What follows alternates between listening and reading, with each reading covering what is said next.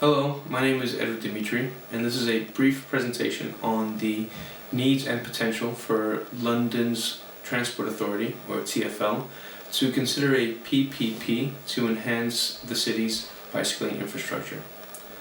I'll begin by looking at the demands for bicycling infrastructure throughout the city, identify what the TfL have done to date to meet these demands, and I'll discuss some opportunities for the private sector to get involved. In London, cycling is steadily increasing.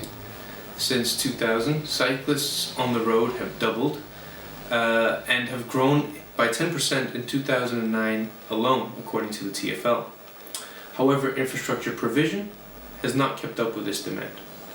Moreover, as cycling in London has steadily increased, especially since 2005, so have the rate of deaths and serious injuries of cyclists. As a result, deaths and accidents for London cyclists remain some of the highest across Europe. According to TfL's own figures, there have been around 23,000 accidents and 80 deaths of London cyclists since 2010. This became a stern political issue when there were 6 cyclists killed in a 2-week period in 2013. Although campaigns have been run to raise awareness, little has been done in terms of improving the infrastructure, as it is still currently quite inadequate for the amount of cyclists on the road, and accidents continue to occur. Comparing London's rate of accidents amongst its cyclists to other European cities that invest in high-quality bicycling infrastructure, we see that Malmö, a city that has 100,000 cycle trips per day for 300,000 people, had only 16 deaths between 2003 and 2013. In Paris, on the city's bike sharing program called Velib, which is similar to London's Boris bike sharing program, only 12 users died between 2007 and 2012, significantly less than London's number. In New York, as a result of Bloomberg's investment in segregated cycle paths, the city's cycling risk indicator has reduced by 75% between 2000 and 2011. In Copenhagen, a city that has a population that cycles about 1.3 million kilometers per day, there was 1 cyclist killed in 2012, and the risk of death from cycling has reduced by about 80% since 1998. The TfL has recognized the need to progress in bicycle infrastructure provision and has pledged to reduce deaths. To date, the TfL has invested in London Cycle Superhighway network, which since its introduction in 2010 has seen a large increase in users by about 80%, indicating a clear demand for this infrastructure.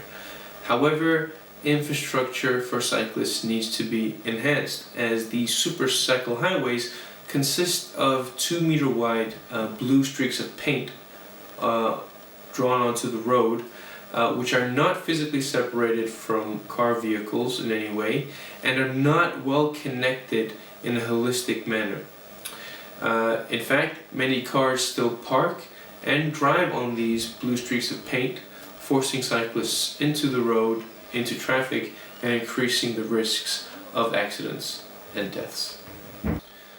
Indeed, despite cycling increasing and TfL's awareness of the problem, customer satisfaction for the TfL's road network is the lowest amongst all of TfL's assets.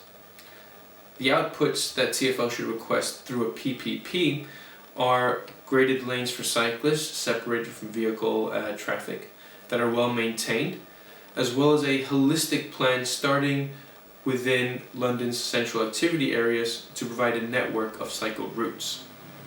There should then be a potential for the partnership to go on based on a certain level of success. This is similar to what a lot of other pro-cycling countries have implemented. Regarding the affordability of the scheme, The main reason cycle routes are so popular is because they are a public good that are free to use. So private partners cannot consider bicycling infrastructure as a source of revenue, or rather a revenue producing asset. The private partner would then have to rely on payments from the public sector to get their return on investment. However, promoting cycling infrastructure should be considered affordable for the government, as it has substantial economic benefits to the residents. According to the European Cycling Federation, no other transport mode has better value for money than cycling. In a cost-benefit analysis it conducted, it finds that cycling has the best cost-benefit ratio than any other transport mode, i.e. no other transport mode costs so little yet produces so many positive externalities. Various scientific studies have shown a correlation between the quality of life and increased access to safe cycling and pedestrian routes. And the increase in London's residents choosing to cycle stems from it being the cheapest alternative to travel.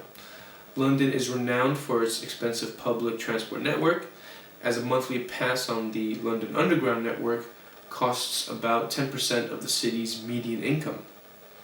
These conditions marginalize low-income workers who tend to live far away from commercial centers due to high and increasing property prices.